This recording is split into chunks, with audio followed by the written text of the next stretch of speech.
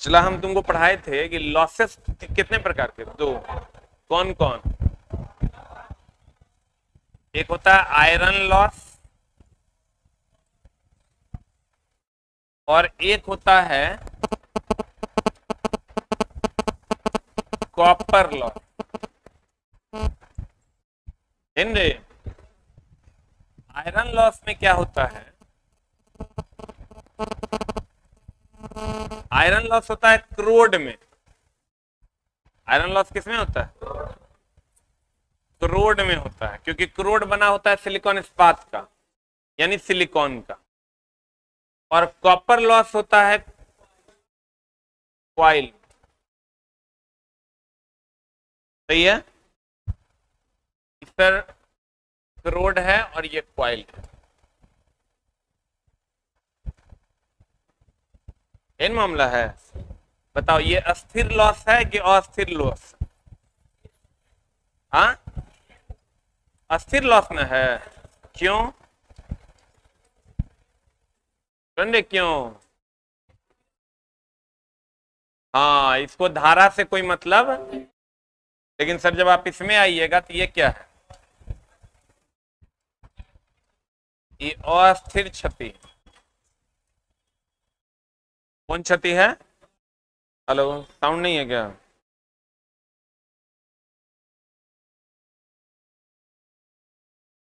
पहले वाला कमेंट अभी ठीक है ना साउंड?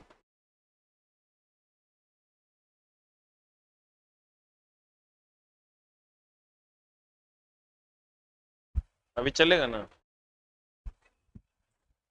ये अस्थिर क्षति है, ये अस्थिर क्षति। अस्थिर क्षति क्यों है मेरे दोस्त? अस्थिर क्षति क्यों है रे?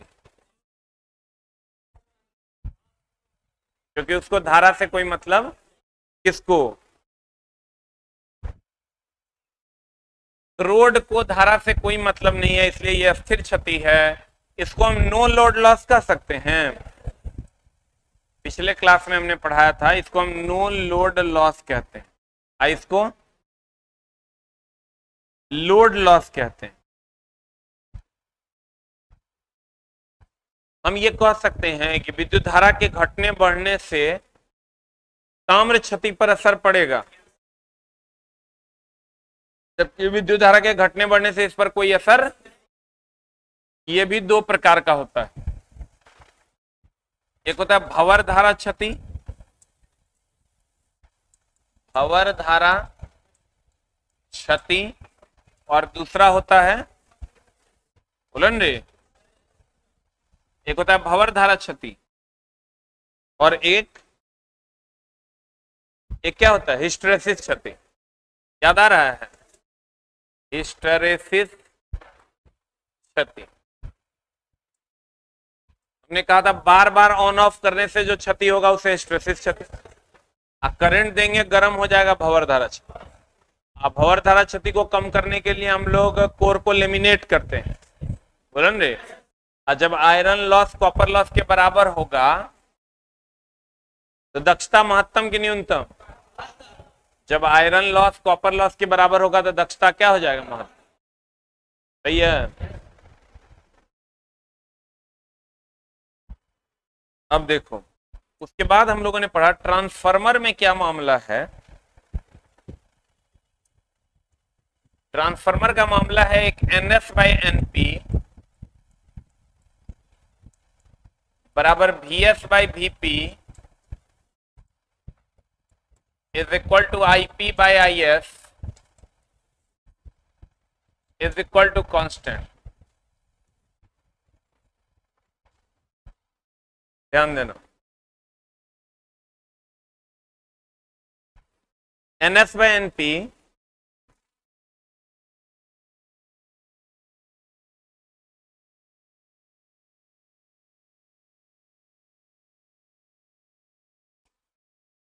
NS/NP बराबर VS/VP बराबर IP/IS।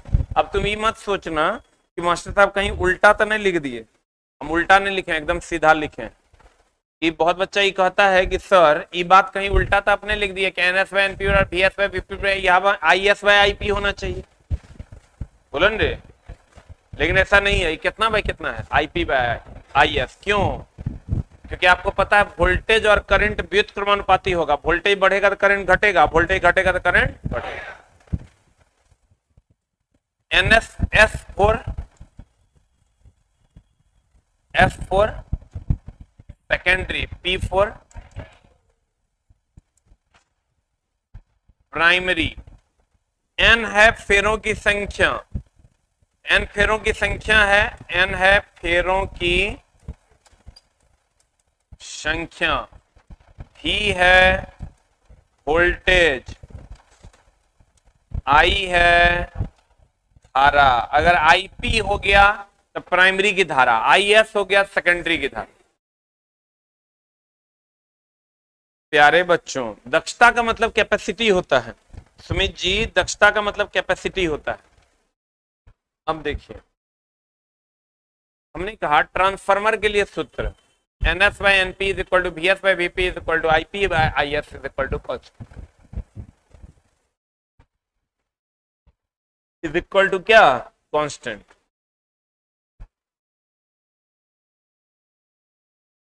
इस पर तुमको न्यूमेरिकल देगा। सबसे ज्यादा अगर न्यूमेरिकल पूछा गया है पूरे के पूरे इलेक्ट्रिशियन में मशीन पार्ट से, तो यहीं से न्यूमेरिकल पूछता है। नहीं तो एगो फॉर्मूला होता है NS बराबर 120 F/P, बहुत पॉपुलर फॉर्मूला है जो कि हम लोग आगे पढ़ेंगे। NS और NP क्रमशः द्वितीयक एवं प्राथमिक कुंडली में फेरों की क्या है। अब VS और VP क्रमशः द्वितीयक एवं प्राथमिक कुंडली का क्या है, वोल्टेज। और IP बाय IS क्रमशः द्वितीयक एवं प्राथमिक कुंडली का क्या है, धारा। क्या है। अब देखो, अगर हम बात करें ट्रांसफार्मर नहीं किसी की भी दक्षता की, तो फॉर्मूला होता है output by input Guna 100। Transformer की दक्षता का फॉर्मूला होता है आउटपुट बाय इनपुट गुना कितना, 100। आउटपुट बाय इनपुट गुना कितना, किसी भी ट्रांसफार्मर की दक्षता होती है output by input Guna 100। Output तुमको क्वेश्चन में दिया हुआ रहेगा, इनपुट क्वेश्चन में दिया हुआ रहेगा, गुना 100 कर दो, आंसर आ जाए। या नहीं तो कभी कभी क्षति के टर्म में भी हम लोग सर निकालते हैं, जो कि फॉर्मूला आपके सामने याद करना होगा कि ट्रांसफार्मर की दक्षता आउटपुट बाय इनपुट गुना 100, और नहीं तो किलोवाट बटा किलोवाट प्लस ताम्रहानि प्लस लोहानी गुना 100। ये फॉर्मूला प्रूव्ड है जो आपको याद करना पड़े। देखो, किसी भी ट्रांसफार्मर की रेटिंग जो है, एक होता है रेटिंग, एक होता है दक्षता। रेटिंग किलो वोल्ट एम्पियर में व्यक्त किया जाता है और दक्षता किलो वाट में व्यक्त किया जाता है। इसको कहीं पर लिख लो, ट्रांसफार्मर की दक्षता और रेटिंग दोनों अलग अलग है, कहीं पर एक जगह लिख दो।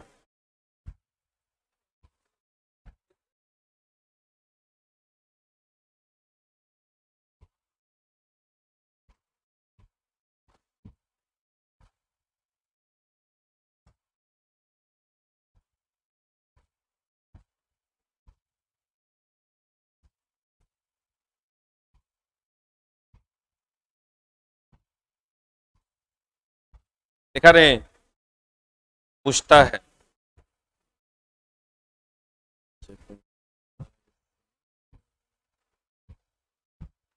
ट्रांसफार्मर की रेटिंग किलो वोल्ट एम्पियर में और दक्षता किस में, किलोवाट।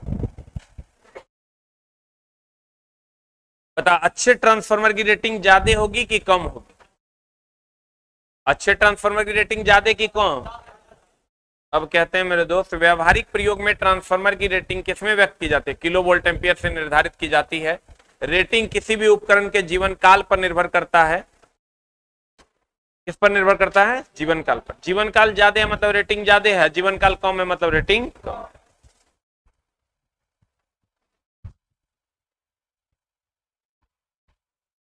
अब देखो,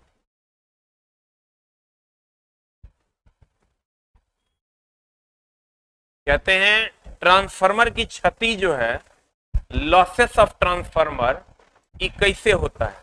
या तो गर्म हो जाएगा तब, या वाइंडिंग शॉर्ट सर्किट हो जाएगा तब।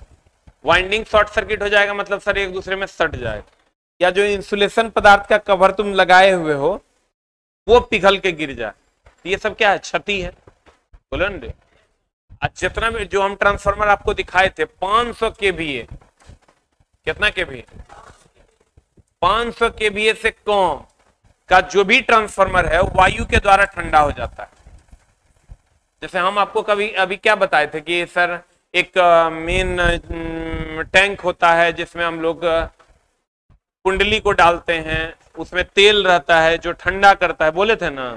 लेकिन सर 500 केवीए से कम अगर रहेगा तो उसमें तेल वेल डालने की जरूरत नहीं है, नॉर्मली वायु से ठंडा हो जाए। ठीक है, अगर 500 केवीए से ज्यादा है तब क्या डालना होगा, तब बहुत ज्यादा गर्म होगा, वायु से काम नहीं चलेगा, तेल डालना। कहता है ट्रांसफार्मर क्षतियों के कारण उष्मा पैदा होने के साथ साथ उसका अचालक आवरण यानी कुचालक आवरण नष्ट हो जाता तथा वाइंडिंग शॉर्ट सर्किट हो सकती। 500 केवीए से अधिक क्षमता वाले ट्रांसफार्मर को प्राकृतिक रूप से 500 से ज्यादा, बताओ वायु से होगा कि तेल से होगा, अब 500 केवीए से कम,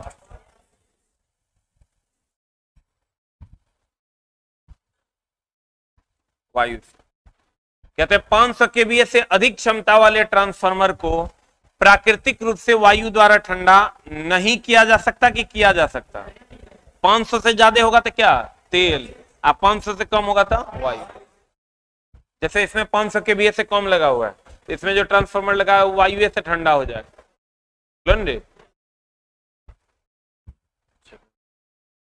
अब देखो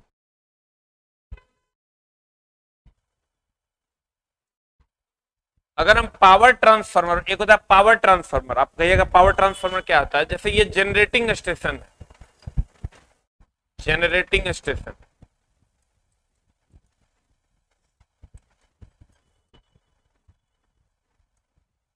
मान लो ये जनरेटिंग स्टेशन है, क्या है ये, अगर ये जनरेटिंग स्टेशन है तो यहां एक ट्रांसफार्मर लगा होगा, जनरेटिंग स्टेशन के पास एक ट्रांसफार्मर लगा होगा ना, बोलवे नहीं करे। उस ट्रांसफार्मर को पावर ट्रांसफार्मर कहते हैं। कौन ट्रांसफार्मर कहते हैं, जनरेटिंग स्टेशन के जस्ट बाद जो ट्रांसफार्मर होता है उसे पावर ट्रांसफार्मर कहते हैं। कौन ट्रांसफार्मर, अरे जहां विद्युत जनरेट होता है उसको जनरेटिंग स्टेशन कहते हैं, उसके बाद जो ट्रांसफार्मर होगा उसे कौन transformer, power transformer. Power transformer sir जो होता है वो 2000 केवीए टू 20,000 केवीए होता है, क्षमता वाले होते हैं। कितना से कितना, 2000 केवीए से 20,000 केवीए तक क्षमता वाले होते कौन, कौन, पावर ट्रांसफार्मर। एक होता है हाई वोल्टेज ट्रांसफार्मर या हाई टेंशन ट्रांसफार्मर, ये 15,000 केवीए के होते हैं। कितना केवीए के, कितना केवीए के, तो अभी भी जो लोग बुक खोज रहे हैं सर मार्केट में अवेलेबल हो चुका है topday.in पर, ये आप हमारी बुक को परचेस कर सकते हैं। अमेजन, फ्लिपकार्ट, हर जगह अवेलेबल। अब देखो हमने आपको क्या कहा सर, पावर ट्रांसफार्मर की जो केवीए क्षमता है, पावर ट्रांसफार्मर वह ट्रांसफार्मर होता है जो जनरेटिंग स्टेशन के जस्ट बाद होता है, इसकी जो क्षमता होती है वो 2000 केवीए से 20,000 केवीए होती है। और हाई टेंशन ट्रांसफार्मर किसको कहेंगे, जिसकी क्षमता 15,000 केवीए। कितना केवीए, और ट्रांसफार्मर की दक्षता है रेटिंग को किसमें नापा जाता है, केवीए में। किसमें नापा जाता है, केवीए अगर ज्यादा है इसका मतलब क्षमता ज्यादा है, और केवीए अगर कम है तो क्षमता। पावर ट्रांसफार्मर की केवीए क्षमता 2000 केवीए से 20,000 केवीए। और स्टार डेल्टा संयोजन, स्टार डेल्टा मतलब प्राइमरी क्या होगा, स्टार, अरे ये स्टार डेल्टा पढ़ाए थे याद है, प्राइमरी होगा स्टार और सेकेंडरी होगा डेल्टा। स्टार डेल्टा संयोजन में होता है। हाई टेंशन ट्रांसफार्मर कितना केवीए, कितना केवीए रे, 15,000 केवीए होता।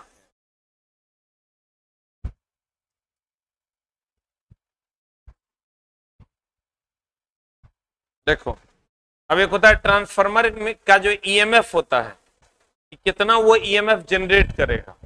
ट्रांसफार्मर सर ईएमएफ जनरेट करेगा ना, या तो डाउन करेगा या तो अप करेगा। इलेक्ट्रोमोटिव फोर्स या तो वो डाउन करेगा ट्रांसफार्मर, या नहीं तो क्या करेगा, अप करेगा। तो ई बराबर फॉर्मूला होता है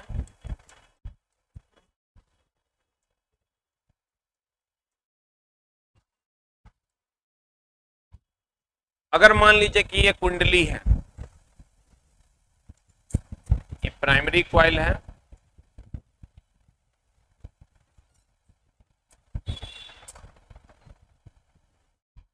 ये सेकेंडरी कॉइल,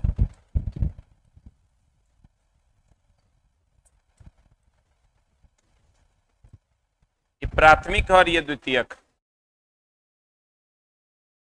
ठीक है।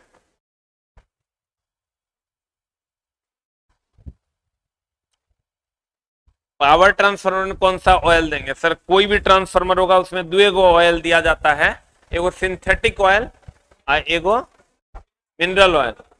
उन्होंने बताए थे दो एगो ऑयल दिया जाता है, कौन कौन? एगो सिंथेटिक ऑयल और एगो दूसरा दूसरा कौन? Mineral oil.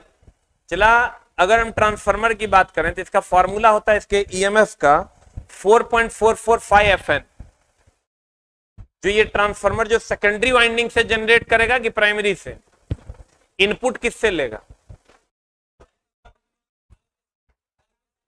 जगरा इनपुट देते हैं प्राइमरी रे, जगरा से आउटपुट लेते हैं सेकेंडरी। ये जो सेकेंडरी जो ये वोल्टेज देगा, जो ईएमएफ जनरेट करेगा, उसका वैल्यू होगा 4.445 FN। अब F5 क्या है? 3 फेज। फाई क्या है? फ्लक्स। अब फ्लक्स क्या होता है? चुंबकीय वाहक बलों के समूह को क्या कहते हैं? फ्लक्स। एफ क्या है? एन क्या है? फेरों की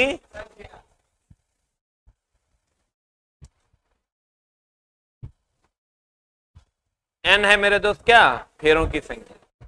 फेरों की क्या संख्या? फॉर्मूला होता है phi F N. Phi flux है, एफ आवृत्ति है और एन फेरों की।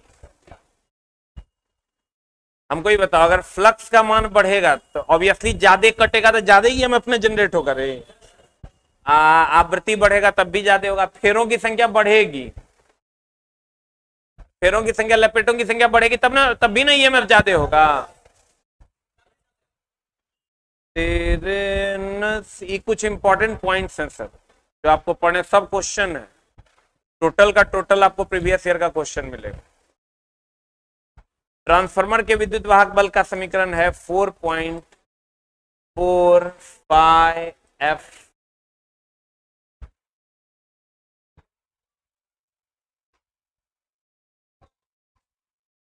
चलेगा।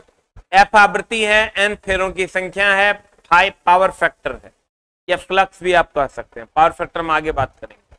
उच्च वोल्टेज एवं उच्च शक्ति वाले ट्रांसफार्मर किसमें होते हैं? पहले भी बता चुके हैं, स्टार डे स्टार। अब देखो, एक होता है स्टार इंटर स्टार। स्टार के अंदर स्टार होगा तो उसको इंटर स्टार कहते हैं। स्टार के अंदर स्टार होगा तो उसको इंटर स्टार कहते हैं। तो आपको सर ये पूछता है कभी कभी, रेतीले एवं पर्वतीय क्षेत्रों में प्रयोग होने वाला ट्रांसफार्मर कौन सा? स्टार इंटरस्टार या डेल्टा इंटरस्टार संयोजित किया जाता है। ये आपको याद रखना पड़ेगा, इसका कोई उपाय नहीं। या तो पर्वतीय क्षेत्रों में या रेतीले क्षेत्रों में स्टार इंटरस्टार या डेल्टा इंटरस्टार का प्रयोग हम लोग करते हैं। इसका मतलब डेल्टा हो जाएगा तुम्हारा प्राइमरी के सेकेंडरी, इंटरस्टार सेकेंडरी रे आई। अब आ जाते हैं सर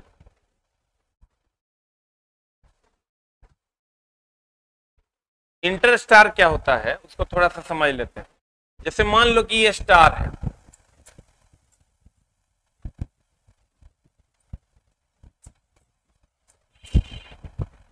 इसके समानांतर अगर फेरा लपेटा जाए,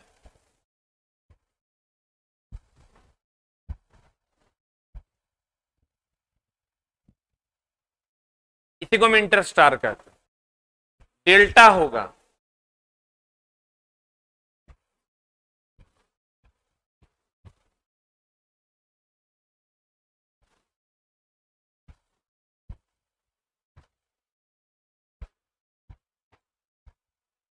ये हो गया डेल्टा ये हो गया स्टार इंटर स्टार, स्टार के अंदर स्टार और डेल्टा के अंदर डेल्टा। बुलन रे, अब देखो की कह रहा है इंटर स्टार किसको कहते हैं। इंटर स्टार संयोजन में प्रत्येक वाइंडिंग के श्रेणी क्रम में उसकी टर्न्स की संख्या के तुल्य अतिरिक्त वाइंडिंग लपेटी जाती है, इसीलिए इसको हम क्या कहते हैं, इंटर स्टार। अब कहता है इसका एक होता है ट्रांसफार्मर के वोल्टता नियमन का सूत्र।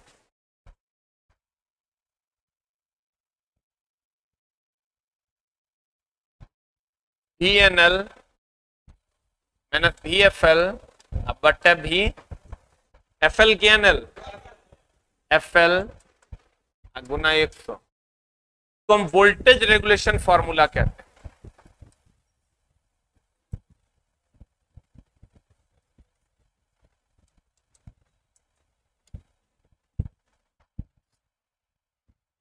सर देखिए, हम प्रत्येक चैप्टर में आपको बोले 95% समझना है, 5% रिजल्ट्स को याद रखना होगा। अगर आप नहीं याद रखते हैं तो यही जो 250 पेज की किताब आप पढ़ रहे हैं इसी को 700 पेज में पढ़ना हो, जो मोटी वाली अरिहंत की किताब है। हम बार बार बोलते हैं इससे बढ़िया है कि 10 पेज का रिजल्ट याद रखें, ठीक है, और उसको हाईलाइट करके बार बार देख लें, तो उतना समंदर आप निकालने से बच जाइए। अब वोल्टेज का एक बात बताओ, अगर हम इसमें करंट देते हैं तो वोल्टेज अप्स एंड डाउन करता है ये। ट्रांसफार्मर का काम क्या है, करंट देंगे तो वोल्टेज को क्या करेगा, अप डाउन करेगा, बोले वे नहीं करेगा।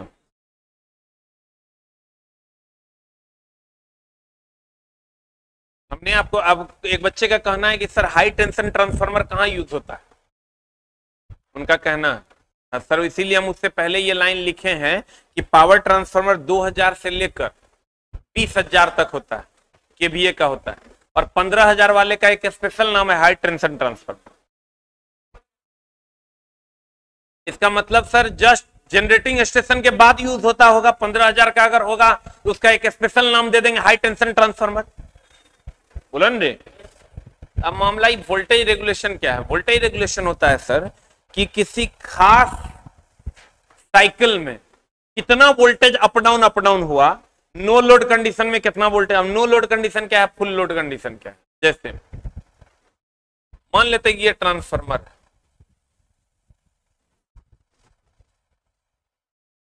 क्या है ये मेरे दोस्त, क्या है ये, ट्रांसफार्मर है।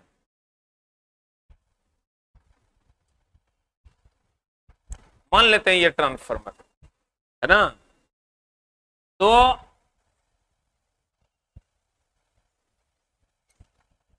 ये इनपुट है,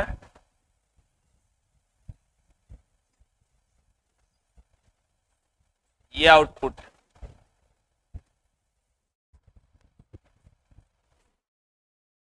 क्या है ये मेरे दोस्त, इनपुट। ये क्या है, अगर ये इनपुट है और ये आउटपुट है,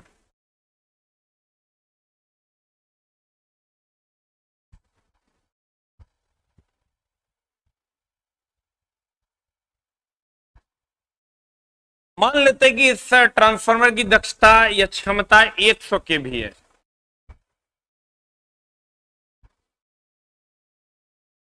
कितना केवी है, और ये हमने पोल पर से एसी सप्लाई दे दिया है। अगर 100 केवीए कंप्लीट इधर लोड आप दे देते हैं, मान लेते हैं इस ट्रांसफार्मर की दक्षता 4 पंखा है, एक टीवी है, मान लेते हैं, अगर 4 पंखा एक टीवी दे दिए तो हम उसको कहेंगे फुल लोड कंडीशन। क्या कहेंगे उसको, क्या कहेंगे उसको। और अगर आपने ऐसा नहीं किया, अगर आपने ऐसा नहीं किया और कोई लोड नहीं दिया, सब लाइन काट दिया, तो कहते हैं नो लोड कंडीशन। टेंशन नहीं लेना, चला तो जितना बार में समझ में आएगा ना, फिर बैच चलेगा, फिर अलाउ कर देंगे, लेकिन पढ़ते एक बार फीस नहीं लेंगे, कार्ड खाली संभाल के रखें, ठीक ना, धीरे धीरे होगा। ये धीरे धीरे का चीज। हम तोरा की बोले, हमरा 18-19 लाख लग गया, तब हम बुझे हैं तो तोरा बुझा रहे हैं, तैयो हम अभी पढ़िए रहे हैं। धीरे धीरे होगा, इतना आसानी से नहीं होना। ऑनलाइन वालों का वीडियो एकदम रहेगा, आप पढ़िए, नो वैलिडिटी वाला लफड़ा। जब तक आप जिंदा हैं तब तक पढ़िए। और तुम लोग का जब तक हम हैं तब तक ये बैच अलाउड है, कहीं पर भी आके कभी भी पढ़ सकता है। फिर से ड्राइवर आएगा, फिर तेरा मन करेगा रिवीजन करना है तो वो हो जाएगा, लेकिन थोड़ा थोड़ा जाने दो, थोड़ा थोड़ा, ठीक ना, ताकि तुम थोड़ा थोड़ा अगर समझोगे तब ना चला समझ पाओगे। तो रात हम इतना समझा दे रहे हैं कि नो लोड अब फुल लोड, हमरा कुछ नहीं बुझाया। अब 2 लाख रुपया सालाना देते थे, इस साल 2 लाख, अगला तुम तो एक के बार 2000-2500 दे के अपना निश्चिंत है। कोई कोनो बात लेके मेकअप करवा लिया, कोई उधार ले लिया, यही ना हो रहा है। वहां एक बार में देते थे 2 लाख टका दे दिए, भूल गए। अब मास्टर आता था एकदम पूरा head coat, pant shirt T shirt पहन के, टाई वाई लगा के, मगर हम कुछ बुझाए तब ना, पूरा लंबा लंबा दे देता था, नो लोड फुल लोड। लेकिन इलेक्ट्रिशियन ऐसा पेपर है जिसको समझ में आता है, पूरा समझ में आता है, कहीं कोई झोल नहीं, लेकिन धीरे धीरे समझ में आएगा। नो लोड का मतलब कोई लोड नहीं, नामे से स्पष्ट है, सब लोड डिस्कनेक्ट होगा। अब फुल लोड का मतलब पूरा लोड जितना है ऊपर क्षमता। सर वोल्टेज रेगुलेशन मतलब कितना वो वोल्टेज रेगुलेट कर रहा है, उसका फॉर्मूला होता है VNL माइनस VFL बटा VFL गुना 100।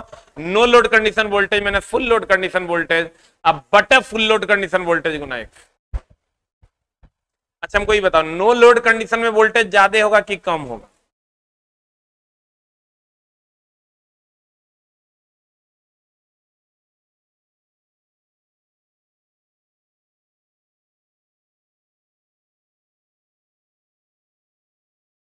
बता। अरे दुष्ट, जब फुल लोड कंडीशन होगा तो ऑब्वियसली वोल्टेज डाउन होगा, नहीं होगा। नो लोड कंडीशन में ले रहेगा वोल्टेज, कोई लोडे नहीं दोगे तो वोल्टेज हाई रहे। नहीं कहते हो बड़ी वोल्टेज कम है, बड़ी लोड हो गया है ट्रांसफार्मर पर, हाँ टोला टोला ट्रांसफार्मर अलग नहीं करता है, एक से लोड दे दिया है, सुना है कभी? तेरी उम्मीद।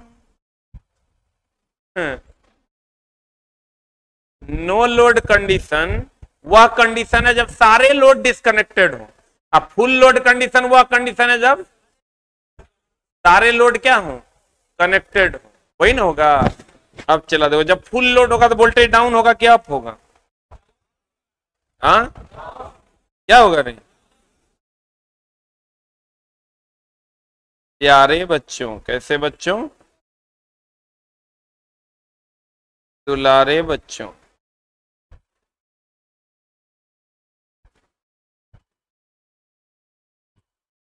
अभी जितना पॉइंट हम पढ़ने वाले हैं हम लोग सर एकदम जहर है, जहर समझ रहा है। 12 पेज को हम एक पेज में कंप्लीट डालें कि बच्चों को दिक्कत नहीं, पूरा 12 पेज का कंटेंट अभी से, और उसको हम डाले हैं एक पेज। हमने क्या कहा, नो लोड कंडीशन मतलब सारे लोड डिस्कनेक्टेड होंगे, लिख लो एक लाइन कहीं पर, फुल लोड कंडीशन में वोल्टेज डाउन होता है। फुल लोड कंडीशन में, किताबे में लिखो, फुल लोड कंडीशन में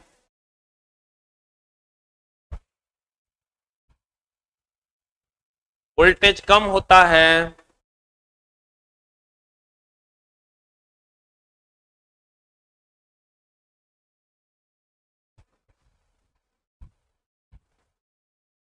जबकि नो लोड कंडीशन में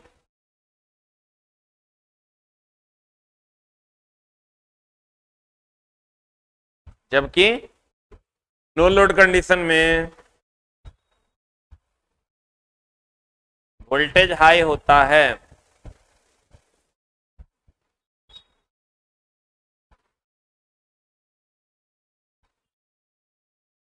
फुल लोड में वोल्टेज हाई कि लो, नो लोड में अगर फॉर्मूला में थोड़ा वैल्यू दे देगा, पुट करके आंसर नहीं बना देगा। कहेगा नो लोड कंडीशन वोल्टेज इतना है, फुल लोड कंडीशन वोल्टेज इतना है, बताओ दक्षता वोल्टेज रेगुलेशन कितने का हो, नहीं बना देगा रे। प्यारे बच्चों,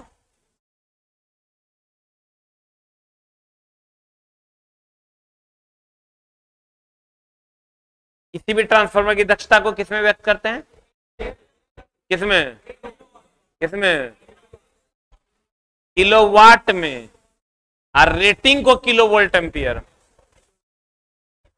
रेटिंग को किसमें? बताओ, किसी भी ट्रांसफार्मर की दक्षता 100% होगी कि उससे कम होगी? लिख लो नोट करके, किसी भी ट्रांसफार्मर की दक्षता 100% से कम होती है। किसी भी ट्रांसफार्मर की दक्षता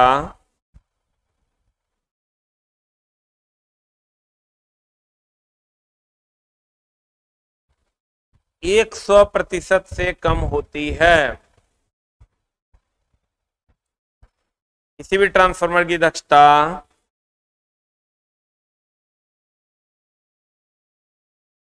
लिखा है 100% से कम होती है, लेकिन आदर्श ट्रांसफार्मर की दक्षता 100% होती है।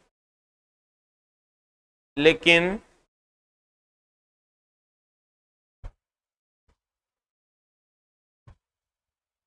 आदर्श ट्रांसफार्मर की दक्षता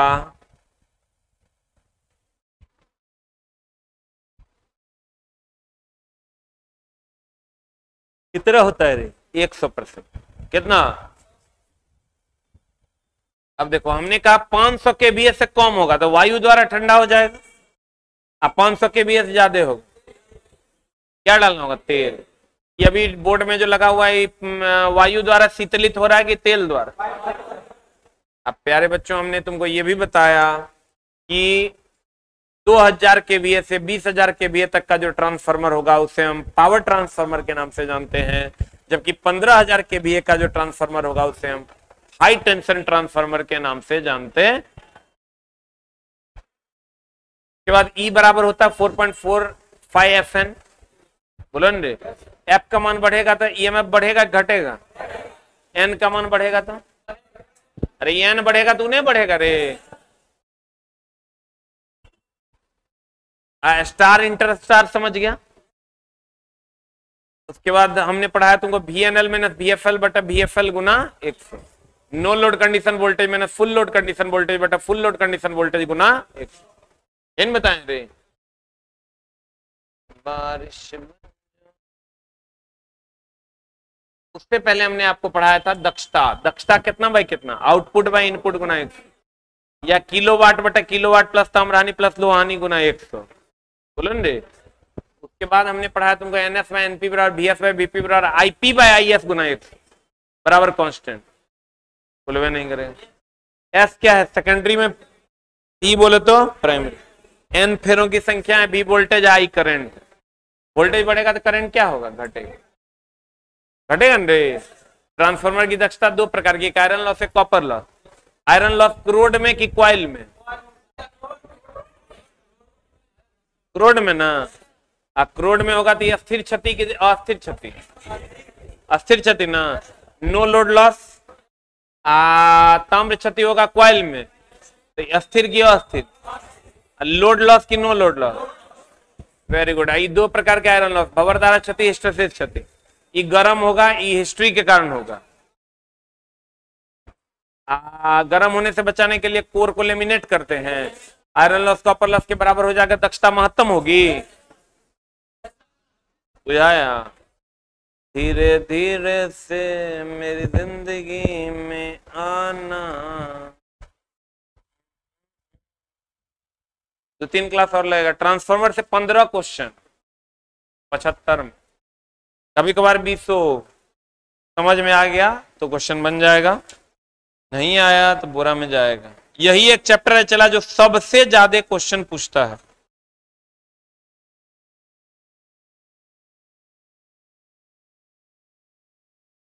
हमको कह देगा ड्राइवर में बताओ 2 चैप्टर जगह से पास होने की संभावना है।